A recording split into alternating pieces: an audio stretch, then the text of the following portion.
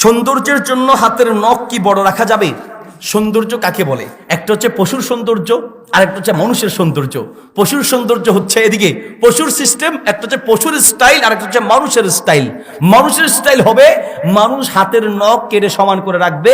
মুসলিমের স্টাইল হবে, নবী সাল্লাল্লাহু আলাইহি ওয়াসাল্লাম বলেছেন, খামসুম মিনাল ফিতরাতি, পাঁচটা জিনিস হচ্ছে ফিতরাতি সুন্নত।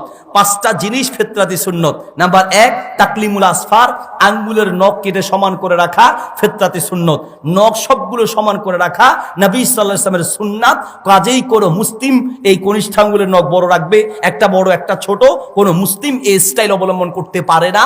নখ বড় রাখা পশুর স্টাইল, আর নখ কেটে সমান করে রাখা মানুষের স্টাইল।